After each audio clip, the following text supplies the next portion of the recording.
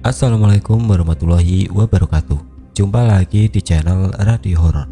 Sebelum kita masuk ke ceritanya, tekan dulu tombol subscribe channel ini dan nyalakan juga lonceng notifikasinya sebagai bentuk dukungan kalian.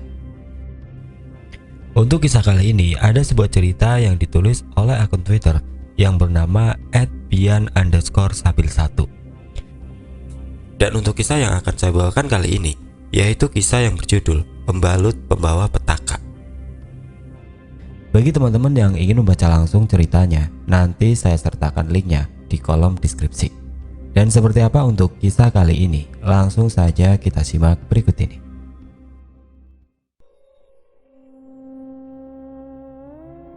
Kali ini aku bercerita tentang kisah temanku yang bernama Ani, nama samaran. Teman kerjaku di salah satu industri makanan di tahun 2016. Iya, bener, aku kerja dulu di tahun 2016 sebelum aku kuliah di salah satu universitas swasta di Tangerang Selatan. Sampai sekarang. Jadi sebelum cerita ini aku tulis, aku udah video call dengan Ani dan mengingat cerita serem. Gara-gara si Ani ini membuang pembalut sembarangan dan nantangin makhluk-makhluk tersebut di sekeliling tempat yang belum pernah ia temui. Aku pun akan ikut dengan cerita ini, karena pada waktu kejadian, aku juga bareng dengan si Ani dan yang lainnya. Jangan nantangin, jangan kepo tentang buka mata batin, dan hati-hati ketika membuang salah satu sampah bekas tamu bulanan wanita. Kalian mungkin membuang itu mah aman-aman saja, tapi kalian kan gak ngerasain di mana makhluk-makhluk lain itu melihatmu membuang sampah itu dan menunggu waktu yang tepat untuk memakan dan menjilat sampah itu.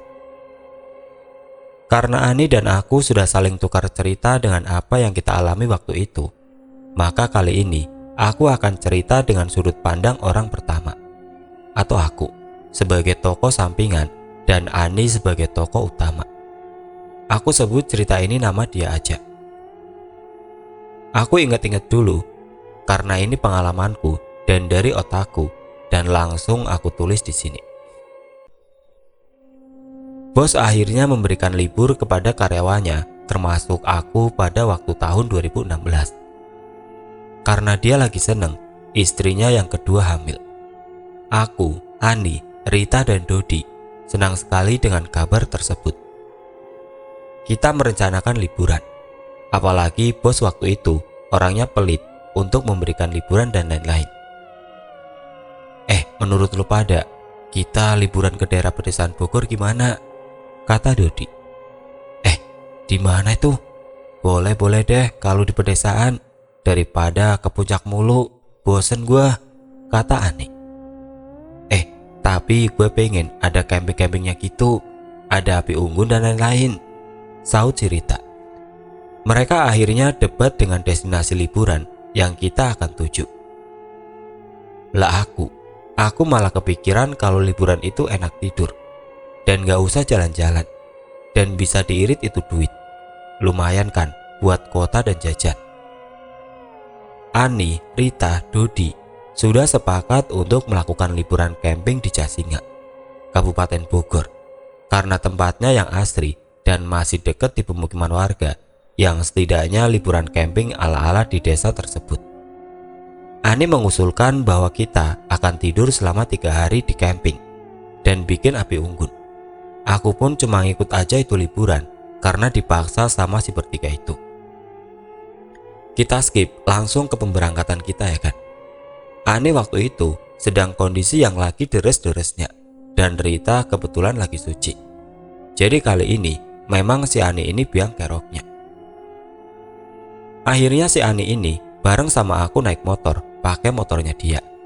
Dan Rita pun dengan Dodi. Kita berangkat dari Bintaro, rumah si Ani, menuju ke Jasinga lewat Parung Bogor. Ani waktu itu lagi deres-deresnya dan bilang ke aku kalau dia takut kenapa-napa, apalagi dia lagi deres-deresnya. Yan, gua agak takut dengan binatang. Jagain kayak nanti waktu di camping. Gua takut kenapa-napa dengan gua. Tapi jelas gua itu gak percaya dengan masalah diganggu jin dan apalah itu. Gua takut kalau ada binatang buas dan serangga, jir, kata Ani. Tapi yang masalah jin yang pernah lu cerita waktu lu dan adik lu ngambil kepala pocong itu. Goblok, gua gak percaya, gak takut gua ini. Jancuk, kataku. Gak usah nantangin, apalagi kamu lagi mens dan rawan ditempelin sama... berisik lu, cepet fokus sana lu naik motor, gak usah bahas itu, kata Ani. Aku mulai sebel dengan ini anak. Ya kalau kamu gak percaya, semoga kamu ngalamin apa yang aku alamin biar kamu percaya. Bacot sana fokus. Kata-kataku itu senjata ampuhku ketika banyak orang yang gak percaya dengan ceritaku. Semoga kamu ngalamin apa yang aku alamin sampai kamu percaya. Ani mulai sombong dan nantangin kalau makhluk-makhluk tersebut itu tidak ada dan tidak percaya. Lagian gua mens apa enggak, percaya atau enggak juga enggak ngaruh buat hidup gua, pikirnya. Tapi di tengah perjalanan, Ani ini minta berhenti ke pom bensin untuk ganti pembalutnya yang mulai penuh dan mengotori jok motor yang ia duduki. Bentar ya, gua ke toilet dulu, ini udah penuh dan gua mau ganti, kata si Ani. Cepet nih, ini udah mau maghrib loh, takutnya sampai Jasinga gak keburu, kata Doni. Oh ya, kita ini udah di pom bensin daerah Luwiliang, yang menurutku cukup serem sih toiletnya. Tapi si Ani yang mau berhenti dan urgent, ya jadilah kita berhenti di situ. Kalian yang sering buang pembalut di WC umum, kalian harus baca ini. Ani mulai mengganti pembalutnya yang kotor dengan yang baru. Tapi karena dianya lupa, males atau gimana, yang ia biasanya dicuci dan diplastikin, dia cuma buang di tong sampah begitu aja tanpa dia apa-apain. Dia langsung memakai celana begitu saja dan bersiap untuk bermake up pria di dalam toilet tersebut. Tapi pas dia sedang menatap kaca di dalam toilet tersebut, hawa di toilet mulai pengap dan panas. Ani mulai kegerahan, namun dia harus nuntasin berdandan rianya. Ia memoles bedak tipisnya dengan pelan dan lembut. Di depan kaca yang lusuh, ia menatap kaca itu dengan seksama. Namun ketika dia sedang berkaca di dalam toilet itu, di belakang Ani muncul bayangan hitam di dekat bak air toilet tersebut. Krak, krak. Keran air yang semula dimatikan tiba-tiba mengucur deras di bak mandi tersebut. Bayangan hitam mulai bangkit dan menuju ke tempat Ani berdiri. Ani sadar itu makhluk halus dan dia langsung merapikan tas make upnya dengan cepat. Star. Bedak Ani jatuh ke bawah, saking teledornya ngerapiin itu make up. Ketika dia ingin mengambil bedak yang jatuh di lantai bawah, dia tidak melihat bayangan itu lagi. Anjir, itu halusinasi gua, pikirnya. Tapi kenyataannya berbeda lain. Ketika dia berbalik badan, dia melihat bayangan hitam itu duduk di depan tong sampah dan sedang menjilat-jilati tong sampah dengan rakus. Suara dari bayangan itu jelas terdengar oleh Ani di dalam toilet. Tapi sebelum Ani beranjak pergi dari tempat itu, bayangan itu menoleh ke arah Ani dengan mata dan hidung yang rata dan mulut yang lebar sekali hingga ke telinga, yang banyak sekali taringnya. Bayangin coba, kamu di posisi Ani seperti apa? Ani mulai membuka pintu dan cepat-cepat keluar dan membayar uang WC tersebut. Ani langsung menghampiri kita dengan buru-buru. Cepet, gue gak sabar nih camping, yuk gas, kata Ani. Lah, lu yang lama anjir, biar aja sampai ketiduran tuh di dekat motor nungguin lu, kata Doni. Akhirnya, si Ani menghampiriku di dekat motor yang habis aku bersihkan bekas darah mensnya dan aku ketiduran. Bih, cepet sih, tidur mulu tah, gak keburu nanti, kata si Ani. Kamu yang lama tahu, kataku. Aku mulai ngerasa ada sesuatu di belakang si Ani. Apa? Kata Ani. Aku melihat bayangan hitam samar-samar melekat di belakang tubuhnya. Ada kejadian apaan sampai si Ani ketempelan gini dan tampak pucat wajahnya? Aku refleks menepuk pundaknya sambil berdoa di dalam hati. A'udzubillahi minasyaitonirrajim. Ceplak, kupukul pundaknya sedikit keras. Pergi kamu. Ada, si goblok, sakit monyong. Tapi alhamdulillah, setelah itu bayangan itu gak terlihat lagi di belakang Ani. Kamu diem, sekali ini aja nih ya. Nih, aku kasih jaket. Sambil aku pakein ke dia, karena model jaket yang susah. Aku bilang gini, jaga kesehatan dan batinmu. Udah digangguin gitu, masih aja gak percaya sama pian ini. Ani termenung. Wenjir, cepetan, kata Rita. Akhirnya setelah dengar kata si Rita, aku mulai menaiki motor dengan si Ani dan menghampiri si Rita dan Doni. Akhirnya aku langsung yang paling depan, agar Ani gak kenapa-napa di belakang. Ketika aku menyalip si Doni dan Rita, agar aku yang di depan aja, Ani tiba-tiba memegang erat bajuku dan gemetar karena takut.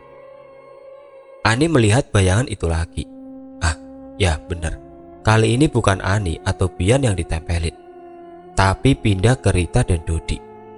Ketika Ani melihat bayangan itu terlihat memiliki kepala dan menoleh ke arah Ani dan senyum ke arah Ani dengan gigi darahnya. Ani terdiam selama perjalanan. Singkat cerita, kita sudah sampai ke tempat yang asri dan nyaman, dekat sawah dan sungai yang jernih.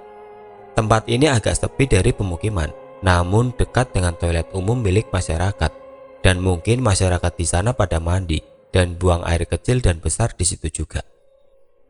Aku dan Dodi izin ke Pak RT dan penjaga musola terdekat untuk izin mendirikan tenda di tempat yang kita rencanakan, dan beliau berdua setuju dan menyarankan agar hati-hati karena masih banyak hewan liar berkeliaran dan ini termasuk tempat baru. Kamu hati-hati, kata Pak RT.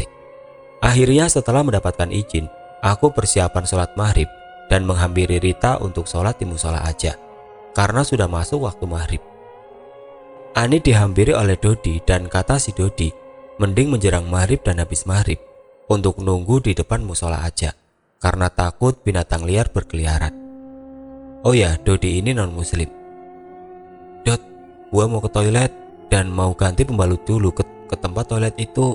Gua lagi deres banget ini, kata Ani. Iya Ani, cepet ah, banyak nyamuk nih di sini nih. Dan gua kan mau ke rumah Pak RT lagi dan minta kayu bakar buat nanti malam berempat bakar-bakar jagung, kata Dodi. Sebelum tiba di toilet itu, Ani dan Dodi melihat kakek yang sedang menimba sumur di dekat toilet itu. Kakeknya sangat kurus dan sudah sangat tua. Namun Ani dan Dodi sadar kalau kakek itu memperhatikannya terus-menerus dari ketika di tenda sampai ke toilet. Punten kakek, mau kesini sebentar. Saking seriusnya memperhatikan Dodi dan Ani, setelah mendengar kata punten dari Ani, si kakek ini tiba-tiba pergi dengan membawa cangkul di dekat badannya. Si kakek ini aneh banget, kata si Ani. Mulut lu bisa dijaga gak sih? Ini tempat yang belum pernah lu datengin, dan tiba-tiba lu ngomong kasar gini. Kalau ada yang gak suka gimana? Ya mending manusia, kalau ternyata yang gak suka. Bacot lu. Udah aku mau ganti pembalut lagi. Ani mulai masuk dan melihat toilet umum di desa itu terlihat cukup bersih, namun penuh nuansa senyap dan agak panas. Sayup-sayup mulai terdengar suara ngaji di musola, menandakan maghrib sebentar lagi. Aku menunggu maghrib dengan pincang-pincang hangat dengan penjaga masjid. Pak RT dan si Rita ini lengkap dengan mukenanya. Si Rita emang cantik ketika dia memakai mukena waktu itu. Ani mulai membuka celana dan mengganti pembalutnya dengan pembalut yang baru tentunya. Tapi ketika dia ingin menaruh pembalut itu ke plastik, ingin membungkusnya, suara HP-nya berbunyi dan ada suara panggilan masuk dari mamanya. Ani entah mengapa langsung menaruh pembalut kotor itu di celah-celah dinding tempat toilet tersebut dan langsung jongkok ke tempat BAB di situ. Halo mama, ada apa? Aku masih di Bogor ini. Suara ketawa pelan dari nomor mama membuat Ani merinding dan langsung mematikan HP dan langsung chat mama waktu itu. Tiba-tiba ketika dia bangkit dari kloset itu dan ingin memakai celana dalam, Tiba-tiba ada tangan penuh cakar memegang kakinya dari bawah kloset tersebut. Tangan hitam penuh belatung dan banyak darah mencengkram kuat dan berusaha menahan si Ani. "Ah, Dodi, tolong bantu gua." Dodi yang mendengar cerita itu langsung menghampiri toilet tersebut. "Dok, dok, dok, lu kenapa Ani?" "Dok, dok, dok, gua dobrak ya." "Goblok, gua masih belum make." "Ah, sakit." "Dok, dok, dok, Ani, lu kenapa?" Suara lantunan azan berkumandang. Tiba-tiba tangan itu mulai menghilang dan kaki si Ani udah mulai bisa digerakkan dan langsung memakai atribut pakaiannya dan langsung keluar menghampiri Dodi. Tapi ada satu hal yang dia lupakan sekali lagi dan fatal buat si Ani. Pembalut dia masih ada di celah dinding toilet tersebut dan lupa untuk diambil dan dibuang. Sangat-sangat fatal. Akhirnya Ani dan Dodi sepakat untuk tidak menceritakan hal tadi ke aku dan si Rita, karena mereka tahu pasti aku bakal ngelakuin ini itu ke makhluk-makhluk itu nanti. Singkat cerita, habis maghrib kita berempat berniat mengambil kayu bakar buat tenda kita dan meminjam lampu Petromak 2 untuk menerangi tenda-tenda kami. Tapi ketika kita ke rumah Pak RT, malah kita diajak makan besar karena anaknya lusa akan menikah dan mengajak kita ngobrol santai tentang pekerjaan kita. Hingga kita tidak sadar jam 11 kita di rumah Pak RT. Dan lupa akan niatan untuk bakar-bakar dan rencana kita berubah dan langsung istirahat. Menurut aku, Ani terlihat sedikit pucat waktu malam itu dan aku bingung mau ngomong apa lagi. Tapi entah kenapa Rita, Dodi dan Pak RT nggak melihat si Ani itu pucat dan terkesan fan aja dengan si Ani. Setelah aku meminta daun bidara, kayu yang sudah dibawa oleh Dodi, Rita dan Ani membawa lampu Petromak dan kita langsung pamit ke tenda ala-ala kita. Pak RT bilang, "Kalau ada apa-apa bilang ya, takutnya ada babi hutan atau ular yang masuk ke tenda. Langsung kesini aja," kata Pak RT menenangkan. Singkat cerita, kayu kita taruh di tengah tenda. Lampu Petromak masing-masing aku taruh di tenda.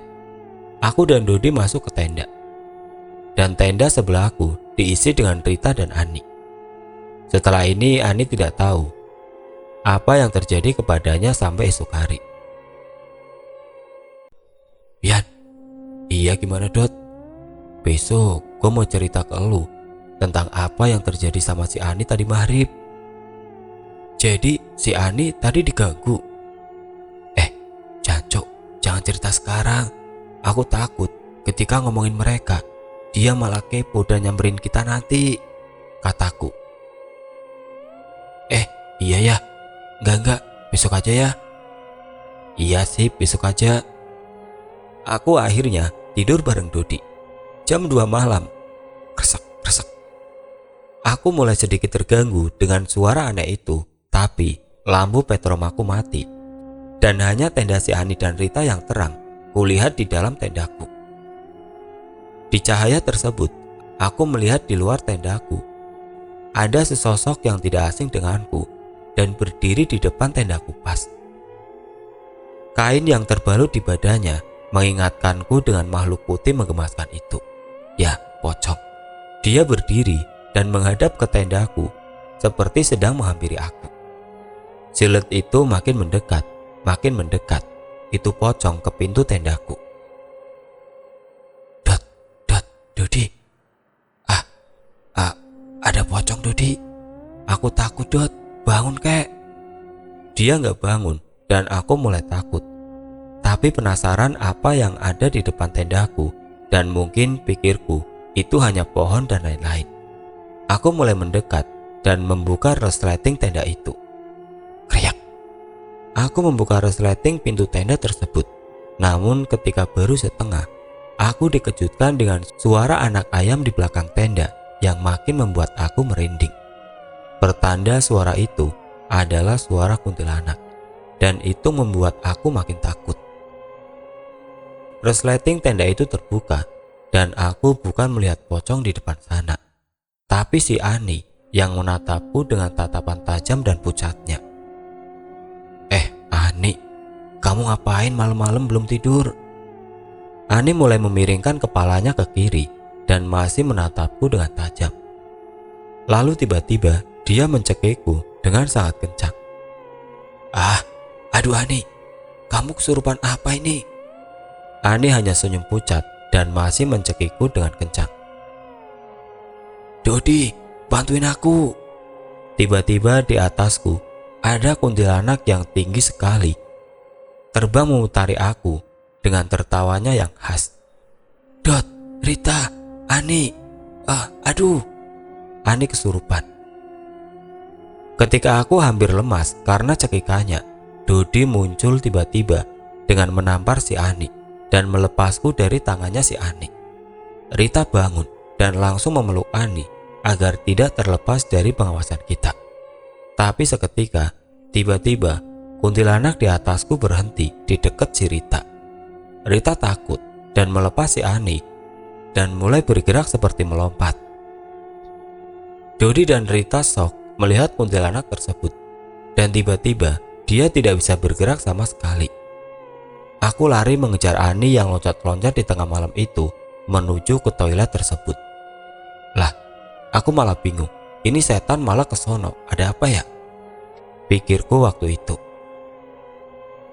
Ketika aku lari mengejar si Ani ini, aku tersandung oleh suatu benda yang keras namun bergerak-gerak.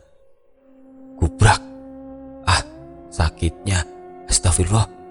Pas aku melihat ke tempatku jatuh tadi, ada kepala genderuwo yang meringis melihat aku jatuh gara-gara dia. Jurik sia. Aku lari ke tempat musola dan malah mengabaikan si Ani dan mencari penjaga musola tersebut. Mang, punten mang, minta tolong bentar mang.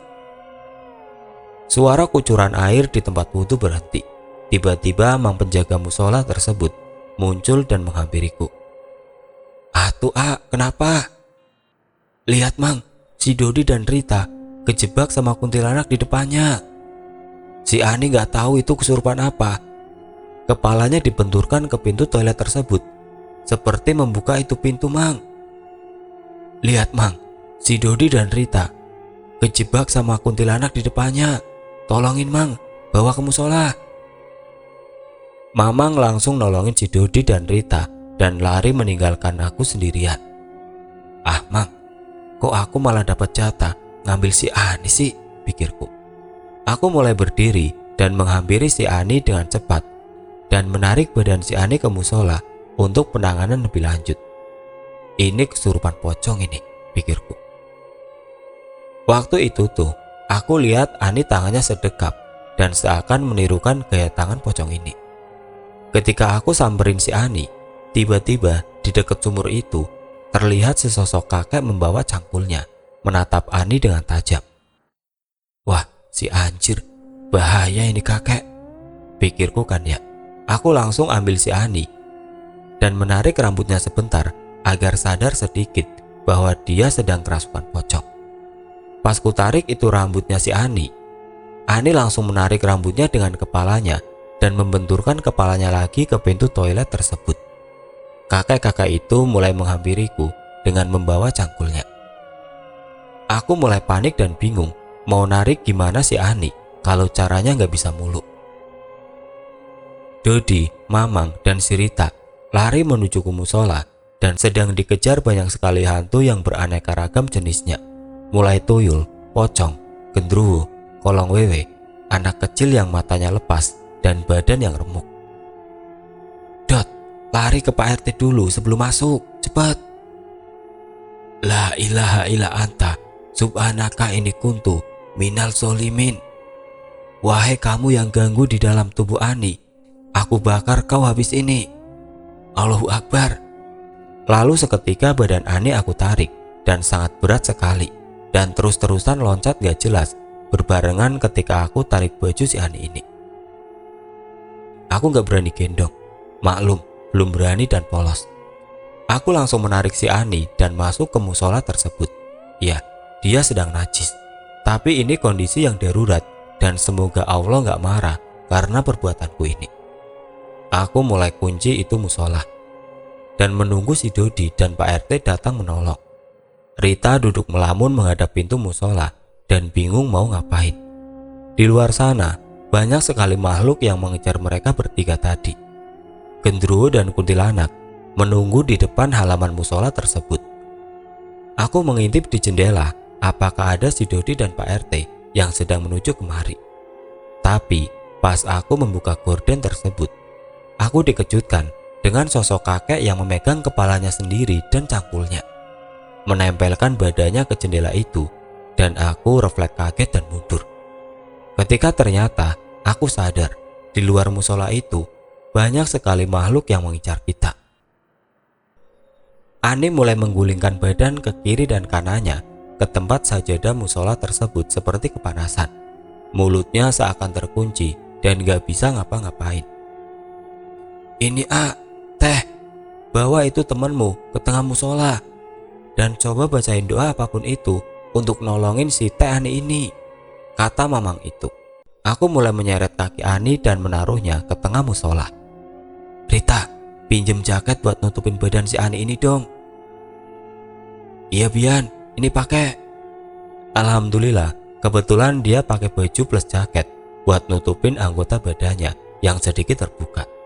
Ketika aku ingin membalut badan Ani dengan jaket seadanya, si Ani ini menatapku tajam. Tiba-tiba dia berdiri dengan sendirinya dan berdiri dengan tegak. Bayangin, ada yang seperti itu di tengah malam di kamarmu. Dok, dok, dok. Tok, tok, tok. Makhluk di luar sana mulai mengganggu kita dan membuat Dodi, Rita dan Mamang musola diam dan bingung harus ngapain. Pak RT langsung menaruh si Ani ke tempat dekat mimbar. Karena Pak RT ini menangani si Ani dengan bahasa Sunda, jadi aku ambil intisarinya aja ya. Pak RT menutup kepala si Ani ini dengan kain yang dibawakannya dan mengikatnya di leher. Aku mulai berdoa kepada Allah. Mamang melantunkan surat Al-Mulk terdekat dengan badan Ani. Dodi berdoa menurut kepercayaannya dengan sangat khusyuk. Rita mulai mengambil air minum botol punya musola dan memberikannya ke Ani, dan plastik yang dia sediakan ketika Ani muntah nanti. Tempat apa ini? Panas. Dodi kaget bukan main. Mamang berhenti sejenak karena takutnya. Dan si Rita mulai menggenggam pahaku dengan sangat keras. Aku gak ngerasain kerasnya di cengkram si Rita karena kaget si Ani bisa-bisanya seperti ini. Kulu nafsi saikotul maut. Tiap-tiap yang berjiwa akan merasakan mati iblis. Jangan ganggu manusia lagi iblis. Hei, iblis laknatullah, siapa kamu? Keluar sana ke tempat yang lain. Kenapa ganggu ini anak? Iblis laknatullah. Dia buang kotorannya di wilayah aku manusia. Panas, dia berkata kotor di tempatku. Terus kamu mau balas dendam? Dasar iblis laknatullah. A'udzubillahi minasyaitonirrajim. Pak RT menarik jin di dalam tubuh si Ani dari ujung ubun-ubun kepalanya. Terus ia lakukan agar lepas itu jin. Kami berempat fokus membaca surat dan doa untuk kesembuhan si Ani ini. Ada suara dentuman yang cukup keras menabrak dinding musola, dan suara riuh makhluk luar sana makin mulai menjadi-jadi. Terus, mau kamu apa iblis? Pak RT mulai sedikit emosi gara-gara ini jin. Keluarin, panas, panas. Buang najisnya yang ada di toilet itu setelah aku keluar. Gak usah banyak omong si Jurik, kata Pak RT yang menanggapi setan itu. Gangguan setan di luar makin menjadi-jadi. Hawa panas mulai memasuki musola ini. Rita dan Dodi mulai bersembunyi di balik tempat imam sholat. Mereka ketakutan. Aku membantu memegang kaki si Ani ini. Daun bidara tadi mana? Minta buat ngeluarin ini jin yang ada di dalamnya, kata Pak RT. Oh, ada Pak. Ini masih ada di kantong, jawabku. Ambil air seciduk, cepet Suara bising di luar makin menjadi. Mereka mengganggu kita agar tergoda akan gangguan. Semakin kencang suara di luar musola, kita nggak ada henti-hentinya beristighfar, memohon kepada Allah Subhanahu wa Ta'ala. Daun bidara udah disiapkan dengan air dari ciduk yang aku ambil. Pak RT membaca doa yang waktu itu aku belum terlalu hafal namun familiar. Keluar kamu iblis. La ilaha illallah. Manusia bodoh. Mamang melafalkan azan tanda subuh dengan suara lirik. Ani mulai sadar dan secepatnya diobati dan dikasih minum oleh Rita. Pak RT menghela nafas cukup dalam. Aku hanya cuma lihat di sekelilingku. Aku bisa melihat kuasa Tuhan itu nyata. Pak RT menyuruhku untuk membuang sisa pembalut dari si Ani di toilet. Aku lihat di sekelilingku dan tidak ada makhluk halus lain yang mengelilingi atau di sekitarku. Ketika aku samberin itu toilet dan mencari celah dinding tersebut, aku menemukan barang asing. Dan itu baru pertama kali aku melihat bekas orang menstruasi. Aku baru tahu. Dodi menelpon mamanya si Ani untuk menjemput buah hatinya yang kondisinya kurang fit untuk ikut naik motor. Setelah subuh, aku mulai mengepel dan membersihkan sisa-sisa darah mens yang ada di musola tersebut. Dodi dan Rita memilih untuk merapikan tenda di sana dan membawa barang-barang kita berempat untuk ditaruh aja di musola. Jam tujuan, mama si Ani datang dan langsung menjemputnya dan dibawa ke rumah sakit untuk dicek kesehatannya. Aku disuruh membawa motor si Ani langsung ke rumahnya di Bintaro. Pertama kalinya, aku juga ngucek pembalut pakai kaki. Rita ikut dengan mamanya si Ani untuk membantu mamanya ngurusin si Ani ini.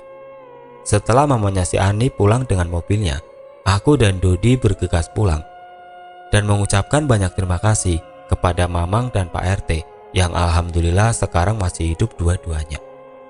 Dodi sekarang kerja di Gramedia di Jakarta. Rita udah nikah dan ikut suaminya di Lampung. Dan si Ani masih kerja di salah satu perusahaan mebel di Kalimantan. Alhamdulillah, aku masih kuliah di Fakultas Hukum doang dan baru semester 6. Hidup sudah ada porsinya masing-masing.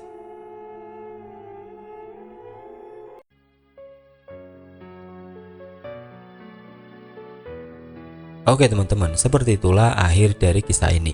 Semoga apa yang sudah saya sampaikan dalam cerita ini dapat dijadikan pelajaran untuk kita semua. Dan bagi teman-teman yang baru bergabung, jangan lupa untuk like, komen, share, serta subscribe channel ini. Dan nantikan kisah-kisah horor berikutnya tetap di channel Radio Horor. Wassalamualaikum warahmatullahi wabarakatuh.